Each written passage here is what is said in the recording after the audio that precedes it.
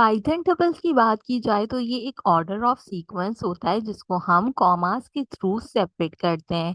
Tuples में आप कोई भी वैल्यूज को स्टोर कर सकते हैं जो कि किसी भी डेटा टाइप की हो सकती हैं, इसीलिए ये लिस्ट और सेट से डिफरेंट होते हैं क्योंकि इनके अंदर आप कोई भी डेटा टाइप का यूटिलाइजेशन करके अपने वैल्यूज को स्टोर करा सकते हैं।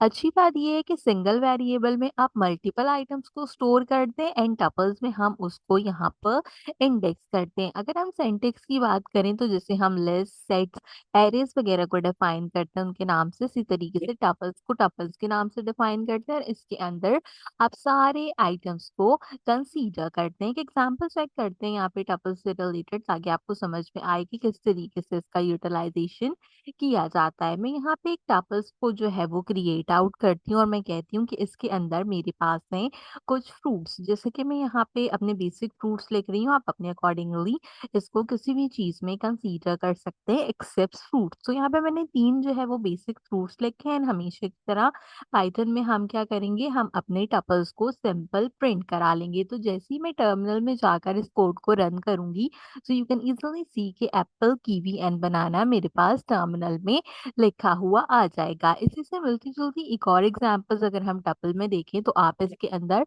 मिक्स डेटा टाइप का यूज भी कर सकते हैं। मिक्स डेटा टाइप के लिए एक वेरिएबल देती हूँ एक्स और कहती हूँ कि एक्स यहाँ पे बराबर है मेरे पास किसके, एक्स मेरे पास बराबर है यहाँ पे सिंपल इंटीगर में 2 के, स्ट्रिंग के अंदर मेरे पास ये पाइथन के बराबर है and last but not the least मेरे पास फ्लोट के अंदर ये 4.5 में बराबर है। तो अगर हम गौर करें इसमें हमने तीन डेटा टाइप यूज की, कौन कौन सी, एक है हमारे पास इंटीगर, दूसरी जो मेरे पास डेटा टाइप है वो है मेरे पास string and last but not the least मैंने यहाँ पे फ्लोट का यूटिलाइजेशन किया। तो टबल्स का फायदा ये है कि आप यहाँ पर इनका यूटिलाइजेशन कर कर इनको भी प्रिंट करा सकते हैं। तो जब मैं इसको प्रिंट कराऊंगी तो 2 पाइथन और 4.5 मेरे पास प्रिंट होकर आएगा। अच्छा, अब टपल्स का एक और जो सबसे इम्पोर्टेंट एंड सबसे अच्छी बात है वो ये है कि आप टपल्स में नेस्टेड टपल्स भी बना सकते हैं। जैसे फंक्शन के अंदर हम एक फंक्शन बनाते हैं तो वो नेस्टेड फंक्शन कहलाता है, ऐसी टपल्स में भी आप जो है वो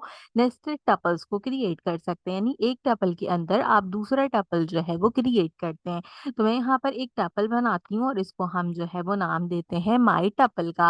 मैं कहती हूँ मेरा जो माई टपल है ना वो यहाँ पे किस चीज के बराबर है, सबसे पहले तो उसके अंदर मेरे पास एक स्ट्रिंग डेटा है जो कि है पाइथन। इसके बाद मैंने इसके अंदर एक जो है वो स्क्वायर ब्रैकेट से क्रिएट की लिस्ट।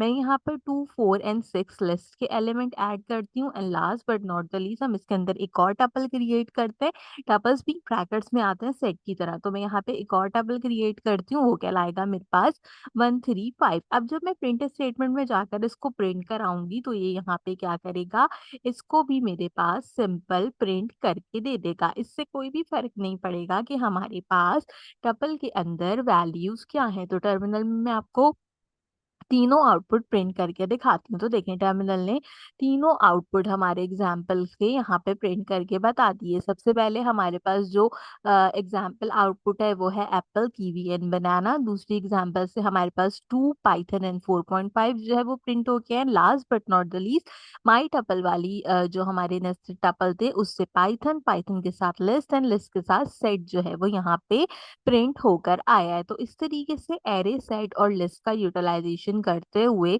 उन तीनों चारों चीजों को एक साथ इस्तेमाल करने के लिए हम पाइथन में टपल्स का यूज करते हैं। तो मैं उम्मीद करती हूँ कि टपल्स का कॉन्सेप्ट आपको समझ आया होगा।